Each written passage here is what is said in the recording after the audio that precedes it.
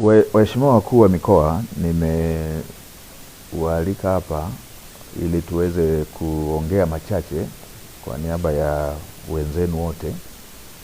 Mamlaka ya hali ya hewa ya Tanzania, yani TMA, ilitoa utabiri wa mwelekeo wa msimu wa mvua za vuli na mvua za msimu kwa kipindi cha Oktoba 2025 hadi Disemba 2025 na kipindi cha mwezi Novemba 2025 hadi Aprili 2026 mtawalia. Na kutokana na utabiri huo, baadhi ya mikoa hapa nchini inatarajiwa kuwa na mvua za chini ya wastani hadi wastani kwenda chini ya wastani, na kutawaliwa na vipindi virefu vya ukavu na mtawanyiko wa mvua usioridhisha.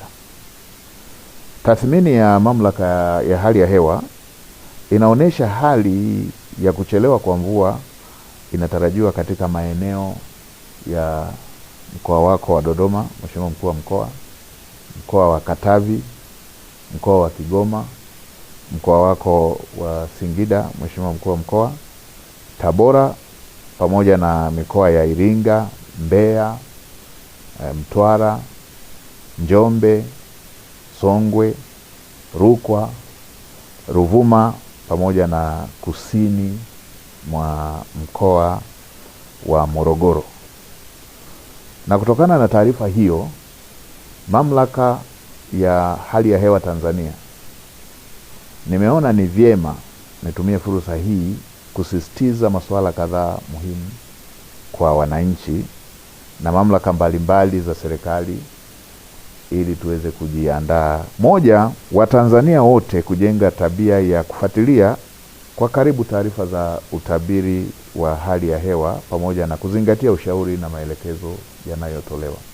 Waheshimiwa wakuu wa mikoa, mnakumbuka huwa inatokea tahadhari hizi zinatolewa, tunachelewa kuchukua hatua, sote kama Watanzania, serikali, taasisi za serikali na wananchi wote kwa ujumla, na inakuja kutokea madhara kama ambavyo tumewahi kushuhudia, mafuriko ya udongo kule Manyara, ama mafuriko katika baadhi ya maeneo ya wananchi waliojenga kwenye mabonde. Kwa mara hii tunatahadharishwa kuhusu uhaba wa mvua, kwamba mvua hazitakuja za kutosheleza na zitakuwa na mtawanyiko usioridhisha. Ninawakumbusha wakulima kujiandaa, kuwa tayari kuandaa mashamba kwa wakati na kutumia pembejeo ikiwemo mbegu na mbolea zinazoendana na hali ya hewa tuliyotahadharishwa. Tutumie mbolea na tutumie mbegu zinazoendana na upatikanaji wa mvua chache, sambamba na kuzingatia ushauri wa wataalamu wa kilimo ambao kwa sasa wanazunguka nchi nzima kukutana na wakulima na kutoa elimu. Pamoja na kuwa hakuna tishio la uhaba wa chakula, kwa sasa kama nchi tuna akiba ya ziada, tuna chakula cha kujitosheleza, tuna hifadhi ya chakula ya kutosha kama nchi. Lakini ni vyema wananchi waendelee kuzingatia matumizi sahihi ya chakula, ikiwemo kuweka akiba na kuepuka matumizi yasiyofaa, kwa sababu tumetahadharishwa kuhusu hali ya mvua kwamba hazitatosheleza, kwa hiyo huenda ikaathiri mavuno. Kwa ni vizuri tukaanza kuhifadhi akiba ya chakula tulionayo. Na kwa upande wa wafugaji, wanashauriwa kuweka mipango mizuri ya matumizi na uhifadhi wa maji na chakula cha mifugo.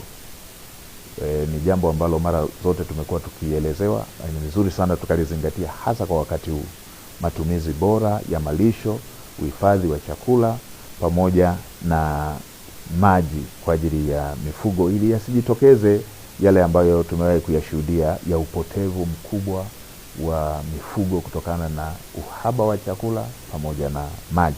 Wakuu wa mikoa pamoja na wakuu wa wilaya, wasimamieni maafisa ugani ili muhakikishe wanawatembelea wakulima na kutoa ushauri, ikiwemo matumizi sahihi ya mbegu kulingana na hali ya hewa badala ya kukaa maofisini. Tumekuwa na shida hii ya kila mtu kuwa anakaa ofisini. Sasa ofisi za baadhi yetu inatakiwa iwe kule kazi yao majukumu yao wanakotaka wawe, wawasimamie, wawaelekeze, wawaelimishe wakulima, wawaelimishe wafugaji, ili madhara ya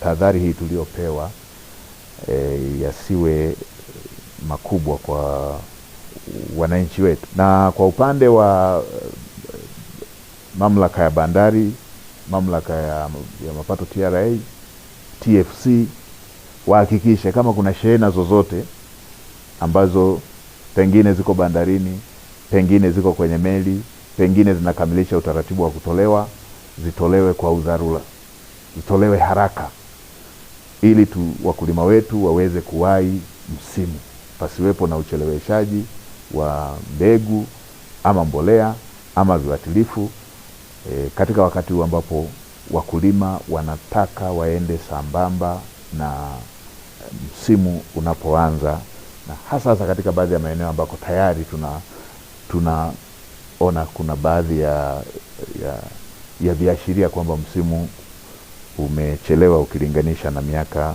mingine.